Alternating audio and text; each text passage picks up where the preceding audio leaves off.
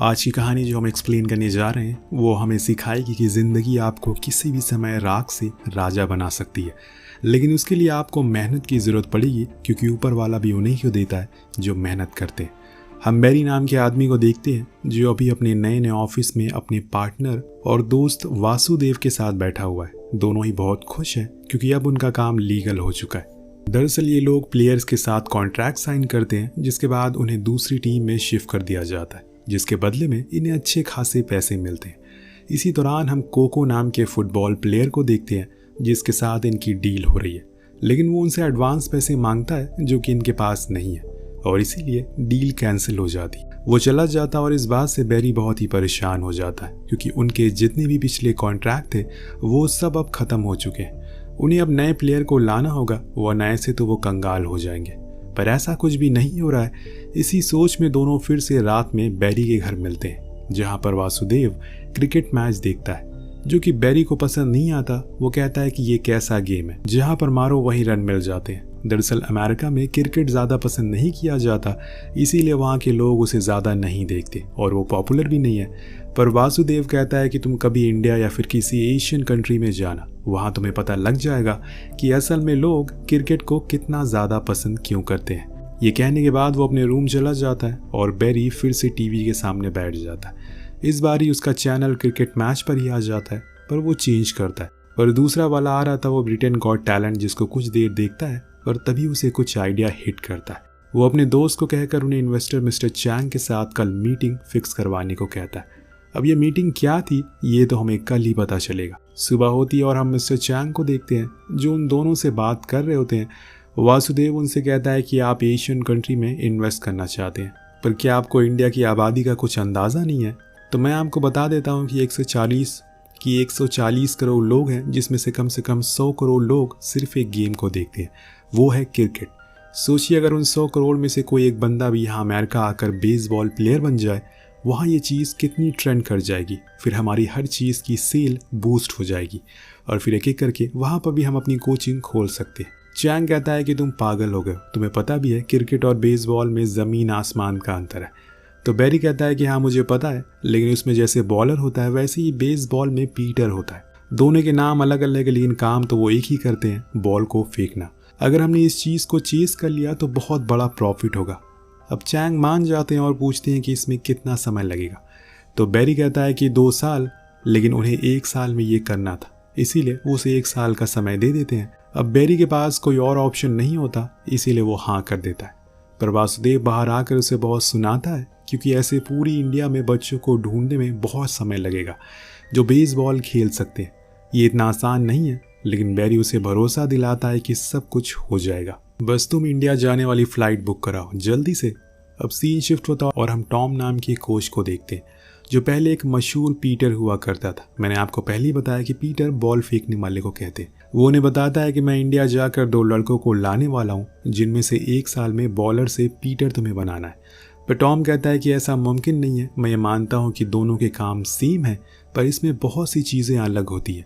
दोनों के इमोशन अलग होते हैं, दोनों के एक्शन अलग होते हैं, और 1 साल में इस चीज़ को सही करना बहुत मुश्किल है। और अगला ट्रेल तो अब शुरू ही होने वाला है। दरअसल दोस्तों 1 साल बाद यहाँ पर फ्रेंचाइजी ट्रेल होने वाला है, जिसमें कुछ नए प्लेयर्स के ऑक्शन होंगे, सेम IPL के जैसे। उसी के लिए बैरी इतनी मेहनत कर रहा है। वो टॉम को समझाता है कि अगर तुम फेल हो गए तो किसी को पता नहीं चलेगा, सारी बात मेरे पर आ जाएगी, लेकिन मान लो अगर तुम पास हो गए तो इस चीज़ में पूरी दुनिया में तुम्हारा नाम गूंजेगा। हाँ, दोनों चीज़ों का इंतज़ाम हो गया है, पैसों का भी और कोच का भी। बस इन्हें अब इंडिया जाकर उन 2 हुनरबाजों को ढूंढना है जो अब राख से राजा बनने वाले। उनकी किस्मत अब करवट लेने वाली है, लेकिन ये इतना आसान नहीं है, क्योंकि 140 करोड़ में से ऐसे लोगों को ढूंढना घास में सुई ढूंढने के बराबर है। अब ये लोग इस कॉन्टेस्ट का नाम रखते हैं $1 मिलियन आर्म। ये असल में एक तरह का गेम होता है जिसमें ये लोग किसी की स्पीड को चेक करेंगे, और जो लगातार 80 मील के ऊपर बॉल फेंकेगा वो नंबर 1 प्लेयर कहलाएगा, जिसे पूरे $1 मिलियन दिए जाएंगे। जो दूसरे पर आएगा उसे $10,000 दिए जाएंगे। अब इस चीज़ का पैम्फलेट वो पूरे इंडिया में चलवा देते हैं, जिसके बाद वो खुद पहले इंडिया के लिए जाते हैं ताकि वहाँ के इन्वायरमेंट को थोड़ा बहुत समझ सके। लेकिन पहले इंप्रेशन उसका बहुत गंदा होता है। असल में जो बंदा उसे लेने आने वाला था वो आया ही नहीं। इसीलिए बैरी को खुद ही उसके ऑफिस जाना पड़ता है, जो कि मुंबई में था। वहां जाकर उसे वो बहुत सुनाता है और दरअसल इस आदमी का नाम होता है विवेक। यहाँ पर इंडिया में ये सारे काम उसकी यही संभालेगा, लेकिन वो बहुत ही ज़्यादा स्लो होता है, जिस वजह से उनका अभी तक अमेरिका से भेजा हुआ सामान यहाँ पहुँचा ही नहीं है। वो कस्टम में अटका हुआ है, जिस बात को लेकर बैरी उस पर बहुत गुस्सा करता है। तो विवेक कहता है कि हमें कुछ पैसे देने होंगे जिससे कि वो सामान जल्दी मिल जाएगा, वरना थोड़े दिन और लगेंगे। ये सुनकर बैरी भड़क जाता है और कहता है कि ओ, यानी कि ब्राइब। विवेक कहता है कि नहीं, यहाँ पर इसे रिश्वत नहीं बल्कि मनी टू थिंग सिस्टम कहते हैं। अब वो उसे लेकर कस्टम ऑफिस जाता है, जहाँ पर बैरी सभी के सामने ही उस ऑफिसर को पैसे देने लगता है। लेकिन तभी वहाँ का बॉस आकर उसे ऐसा करते हुए देख लेता है और उन दोनों को वहाँ से भगा देता है। ये भी कहता है कि अब तुम्हारा सामान 3 हफ्ते बाद मिलेगा। ये सुनकर बैरी परेशान हो जाता है, क्योंकि उन सामानों में उसका सारा बेसबॉल मटेरियल था। अब वो क्या करेगा, इतने दिन वो कैसे झेलेगा। इतने में हम पीछे से एक ट्रक को देखते हैं, जिसमें उसी कस्टम ऑफिस का बॉस होता है, जिसने वहां तो पैसे लेने से इनकार कर दिया, लेकिन यहाँ वो उनका सामान लेकर आ जाता है और पैसे लेकर उन्हें वो दे देता है। अब कहानी आगे बढ़ती है और बैरी अपनी तैयारियों में लग जाता है, क्योंकि अब उसे विलेज टू विलेज जाना है, क्योंकि असली हीरा वहीं तराशे जाते हैं। पर इसी बीच उसकी मुलाकात रोहन नाम के एक शख्स से होती है, जो उसके लिए काम करना चाहता है। वो बैरी को बताता है कि उसे किसी भी तरह की कोई सैलरी नहीं चाहिए, वो बस उसे अपने काम पर रख ले। ये सुनकर बैरी भी कुछ समझ जाता है कि वो एक ट्रांसलेटर के तौर पर रख लेता है, क्योंकि रोहन को इंग्लिश बोलना आता था। अब इसके बाद ये अपने एक और साथी मैवरिक से मिलते हैं, जो सोता ज़्यादा है और काम कम करता है, पर उसे अपने काम में बहुत हुनर है, इसीलिए बैरी ने उसे खास यहाँ पर बुलाया है। फिर क्या था, देखते ही देखते ये लोग भारत के अलग अलग हिस्सों में अपने कैंप्स लगाने शुरू करते हैं। और ऐसा कुछ भी हो रहा था, इंडिया में सभी को बताने के लिए पैम्फलेट भी बांटे जाते, जिस पर लिखा होता है $1 मिलियन आर्म कंटेस्ट। अब यहाँ सभी लोग ये देखकर हैरान थे, बॉल फेंकने के कोई इतने पैसे क्यों देगा, जिस चक्कर में वो भी ट्रेल देने के लिए आ जाते हैं, पर अभी तक इन्हें कुछ भी नहीं मिलता।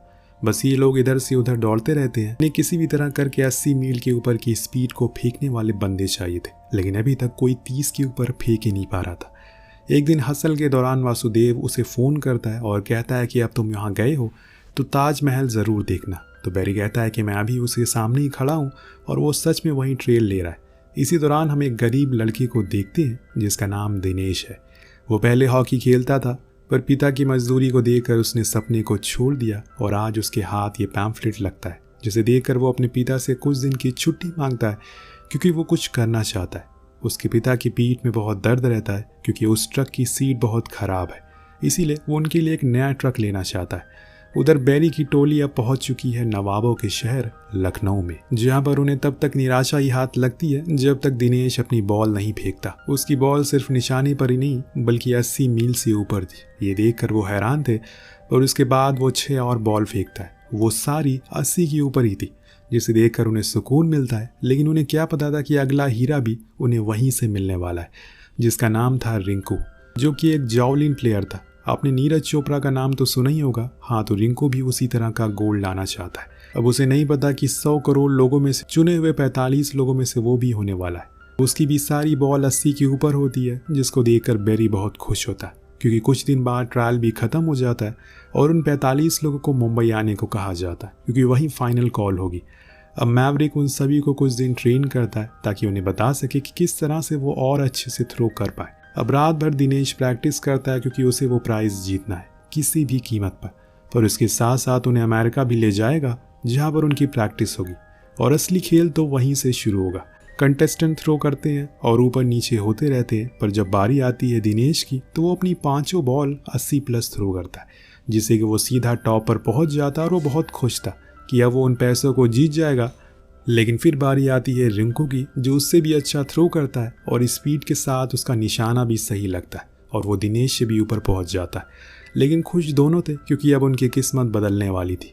दिनेश तुरंत ही उन पैसों से अपने पिता के लिए एक छोटी ट्रक खरीदता है, जिसे देखकर वो बहुत खुश होते हैं और उसे गले से लगा लेते हैं। 2 दिनों के लिए घर वालों से मिलने के लिए जाता है, क्योंकि अब इन दोनों को भी अमेरिका ले जाना है। गाँव के कल्चर को देखकर बैरी बहुत ही हैरान होता है। वहाँ उसे ये भी समझ आता है कि उनके गांव वाले कितने ज़्यादा गरीब हैं, लेकिन दिल से वो बहुत ही अमीर है। दिनेश की माँ को जब पता चलता है कि उसके बेटा जाने वाला है तो वो बहुत रोती है। और बेरी से हाथ जोड़कर कहती है कि वो उसकी बेटी की हिफाजत करे। वो वादा करता है कि उसे कुछ नहीं होगा। फिर क्या था दोस्तों, दोनों लखनऊ से नूरी दरवाजे से उड़ान भरते हैं और फिर अगला कदम वहाँ रखते हैं जहाँ जाना बहुत सारे लोगों का सपना होता है, यानी कि अमेरिका। रिंकू वहाँ के माहौल को देखकर बहुत ही हैरान था कि ऐसा कुछ उसने सिर्फ पहले पिक्चर में देखा था। बेरी रोहन को भी साथ में लेकर आया था क्योंकि दोनों को इंग्लिश बोलने नहीं आती। वो साथ में रहेगा तो उन्हें मदद मिलेगी। उनके बाद ये सभी होटल पहुंचते हैं। वहाँ इनकी मुलाकात वासुदेव से होती है जो उन्हें आज आराम करने को कहता है, फिर वहाँ से चला जाता है। लेकिन कुछ ही देर बाद बेरी के पास होटल से कॉल आती है जहाँ उसे बुलाकर उन तीनों को दिखाते हुए बताया जाता है कि इन्होंने एलिवेटर को बीच में ही रोक दिया और फिर फायर अलार्म को भी ऑन कर दिया, जिससे हमारे सारे गेस्ट घबरा गए। अब उन तीनों की भी क्या गलती थी, उन्होंने लिफ्ट जैसी चीज पहली बार अपनी जिंदगी में देखी थी, लेकिन अब होटल वाले इन्हें रखना नहीं चाहते। इसीलिए बेरी उन्हें अपने घर ले आता है और रोहन उसके इस बड़े से घर को देखकर हैरान था और हर चीज़ को छूना शुरू कर देता है। अब नेक्स्ट मॉर्निंग इनकी पहली प्रैक्टिस होती है जहाँ पर इनकी मुलाकात टॉम से होती है, जिसको हमने शुरुआत में देखा था, वही इन्हें ट्रेन करने वाला है। लेकिन दोस्तों इस बड़े से ग्राउंड को ही देखकर वो हैरान थे क्योंकि क्रिकेट में तो सर्कल ग्राउंड होता है, पर ये तो टेढ़ा था। यही सवाल दिनेश के मन में भी आता है, पर वो शर्म के मारे कुछ बोलता नहीं है। फिर इन्हें ग्लव्स दिए जाते हैं जिन्हें वो पहन ही नहीं पाते, जिस चीज़ को देखकर टॉम हैरान था और फिर उनकी प्रैक्टिस करवाई जाती है। उसके बाद वो बेरी को बताता है कि वो दोनों लड़के बहुत ही मेहनती हैं, मेरी सारी बातें मानते हैं, लेकिन मैंने आज जो देखा उसके बाद मैं तुम्हें वादा नहीं कर सकता कि मैं इन्हें 1 साल में ट्रेन कर दूंगा।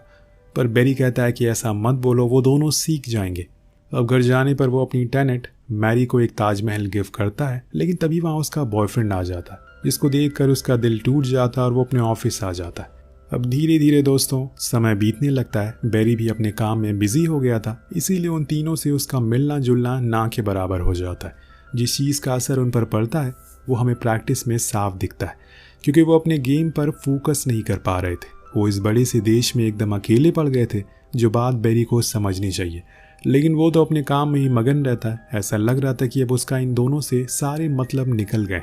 एक दिन उसके बाद कोको की कॉल आती है, वही फुटबॉल प्लेयर जिसने डील कैंसिल कर दी थी, लेकिन अब वो उसकी डील में इंटरेस्ट दिखाने लग गया है। लेकिन वहाँ उन दोनों लड़कों की मैरी से अच्छी दोस्ती हो जाती है। इतने दिन में उन्होंने टोटी फूटी इंग्लिश भी बोलना सीख लिया था, इसीलिए रिंकू से बताता है कि बेरी बहुत ही ज़्यादा कम हम लोगों से मिलते हैं और वो प्रैक्टिस देखने भी नहीं आते। लेकिन उस दिन बेरी का मूड अच्छा होता है, उन दोनों को कोको की पार्टी में लेकर जाता है जहां उनकी डील होने वाली थी। लेकिन डील शुरू होने से पहले ही बेरी के पास कॉल आती है रोहन की। वो उन्हें बताता है कि दोनों ने बहुत ही ज़्यादा शराब पी लिया, उन्हें घर छोड़ना होगा, इसीलिए वो उन्हें फ़ौरन घर ड्रॉप करता है। पर जब वापस लौटता है तो देखता है कि किसी और ने कोको के साथ डील कर लिया। उसे बहुत गुस्सा आता है, जो आकर उन तीनों पर वो उतारता है, तुम खुद का भी और मेरे दोनों का गेम खराब कर रहे हो। वो बेचारे उन्हें क्या ही पता था और इसीलिए वो चुपचाप बैठे रहते हैं। लेकिन मैरी को सब पता था, इसीलिए वो बेरी के पास जाकर उसे समझाती है कि तीनों अभी नादान हैं, उन्होंने कभी बाहर की दुनिया नहीं देखी, उन्हें तुम्हारा साथ चाहिए। वो मुझसे खुद कहते हैं कि तुम उन्हें टाइम नहीं देते। अब यहाँ बेरी को भी समझ आ जाता है कि वो गलत कर रहा था, उसे एहसास हो जाता है और इसीलिए अगले दिन वो उनके साथ ही रहना शुरू कर देता है, अच्छा टाइम बिताने लगता है। वही मैरी और बेरी भी अब करीब आने लगे थे, जो बात वो तीनों भी जान जाते हैं और अपने बॉस से मजे लेते हैं।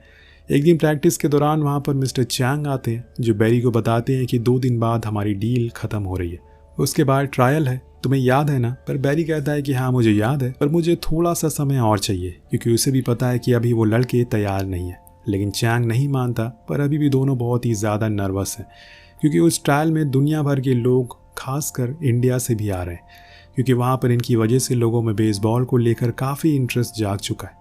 हालांकि इंडिया वाले उसे सस्ती कॉपी, गुल्ली डंडा का सस्ती कॉपी बोलते हैं, लेकिन पसंद भी करते हैं। खैर इस ट्रायल में बड़े बड़े प्लेयर्स भी होंगे, मीडिया होगी, जिसकी वजह से वो नर्वस हो जाते हैं।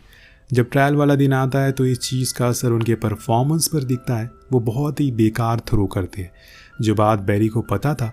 उसके बाद चैंग आता है, उसे लगता है कि अब वो उसे बहुत सुनाएगा, पर वो तो कहता है कि मैं इस डील को 3 साल और बढ़ा रहा हूँ। इस कॉन्टेस्ट से हमें बहुत ही फ़ायदा हुआ है, अच्छी व्यूवरशिप मिली है, काफ़ी मर्चेंटाइज हमने बेचे हैं, इसीलिए मैं चाहता हूँ कि तुम दुनिया भर से ऐसे लोगों को लेकर आओ और आने वाले 3 सालों में हमें और प्रॉफिट करवा कर दो। लेकिन बेरी को उन दोनों के लिए बहुत बुरा लगता है, क्योंकि उसे पता था कि उनके घर वालों की बहुत उम्मीदें हैं जो कि उनसे जुड़ी हुई हैं, उनसे बहुत ही करीब है। यही बात वो घर जाकर मैरी को भी बताता है। जिस चीज़ को सुनकर वो कहती है कि वो घबरा गए थे, मैंने देखा था उन्हें एक और मौका मिलना चाहिए। लेकिन बैरी को पता था कि ऐसा कुछ मुमकिन नहीं है, लेकिन फिर भी वो कल चैंग के पास जाता है और कहता है कि मैं चाहता हूँ कि एक और ट्रायल हो, पर वो सीधा ही मना कर देता और कि तुम्हारे लड़के फेल हो गए, किसी और को ढूंढो, मैं अब कुछ नहीं कर सकता। तो बैरी कहता है कि वो उनकी हार नहीं बल्कि मेरी हार थी, और फिर वहाँ से उठकर चला जाता है। उसके बाद वो शहर के बड़े बड़े स्काउट से मिलता है जो कि ट्रायल देखने आ सके, लेकिन सभी ने पहले देख लिया था, इसीलिए कोई नहीं आता, और इसी वजह से बैरी निराश हो जाता है। पर तब उसे मैवरिक मिलता है जो उसे ब्रिटनी स्प्राउटर नाम की टीम का हेड कोच से मिलवाता है, जिसने उनका ट्रायल अभी नहीं देखा है, इसीलिए वो आने को राजी हो जाता है। अब जब बैरी घर जाता है तो वहाँ का माहौल कुछ अलग ही था। उन तीनों ने उसके लिए इंडियन गेट ऑर्गेनाइज की थी क्योंकि वो यहाँ से जाने से पहले कुछ टाइम साथ बिताना चाहते हैं। वहाँ मैरी आती है जिसको देखकर बैरी हैरान था। फिर वो दोनों उससे माफ़ी मांग उनकी हार के लिए, लेकिन बैरी उन्हें बताता है कि तुम्हारा कल ट्रायल है। ये सुनकर वो बहुत खुश होते हैं और अच्छे पलों के साथ में बिताते। अब सुबह जाने से पहले तीनों ही पूजा करते हैं और भगवान से प्रार्थना करते हैं कि आज उन्हें सफलता मिल जाए। तभी वहाँ बैरी भी आ जाता है और उन्हें ज्वाइन करता है। देन वो सभी ग्राउंड पहुँचते हैं जहाँ हम चैंग को भी देखते हैं, वो भी आया हुआ था। लेकिन इस बारी बैरी खुद उनसे बात करने नहीं जाता बल्कि रोहन को भेजता है ताकि वो उन्हें मोटिवेट कर सके। इसीलिए वो जाकर उन्हें बस 2 ही लाइन कहता है कि बॉल फेंकने से पहले याद कर लेना कि तुम्हारे साथ 140 करोड़ लोगों की उम्मीदें जुड़ी हुई है। ये कभी मत भूलना कि तुम जिस मिट्टी से आए हो वहाँ पर हार कभी नहीं मानी जाती, लड़कर जीता जाता है। फिर क्या था दोस्तों, रिंकू अपनी बॉल इतनी तेज फेंकता है कि वो वहाँ बैठे किसी भी स्पीड गन में नोट ही नहीं होती। सभी ये देखकर हैरान थे। फिर बारी आती है दिनेश की, जो अपनी पहली बॉल ही थ्रो करता है 87 की स्पीड से, और फिर बाकी सारे उससे भी ऊपर। वहाँ बैठे सभी लोग ये देखकर पूरी तरह से शॉक हो जाते हैं, साथ में चैंग भी। उन्हें समझ आ जाता है कि ये लड़के कोई आम लड़के नहीं है, इनमें बहुत टैलेंट है। अब सीन के बाद हम ओरिजिनल रिंकू और दिनेश को देखते हैं जो इंडिया के पहले ऐसे एथलीट थे जिन्हें अमेरिका के बेसबॉल टीम में पिट्सबर्ग पायरेट ने पूरे $6 मिलियन में साइन किया। वहीं रोहन जब बाहर लौटा तो उसने खुद की एकेडमी खोल ली। उसकी टीम लगातार 3 सालों तक विजय रही। उधर बैरी ने हीरो की तलाशने का काम जारी रखा, फिर मैरी से शादी भी कर ली। दोस्तों, हमारे हिंदुस्तान में हर गली में आपको विराट कोहली, नीरज चोपड़ा, सुनील छेत्री, सानिया मिर्जा से बेहतर खेलने वाले प्लेयर मिल जाएंगे, लेकिन बस उन्हें इंतज़ार है एक मौके का जो शायद कुछ अमीर लोगों के बच्चे उनसे छीन कर ले जाते हैं। लेकिन वो कहते हैं ना कि दुनिया झुकती है, बस उसे झुकाने वाला चाहिए। बस मेहनत करते रहिए और मेहनत सही डायरेक्शन में होनी चाहिए। फल आपको एक दिन ज़रूर मिलेगा। और इसी के साथ ये कहानी यही ख़त्म हो जाती। आपको कहानी कैसी लगी नीचे कमेंट करके ज़रूर बताएगा। मिलते हैं अगले वीडियो में। Thank you so much watching. Peace out.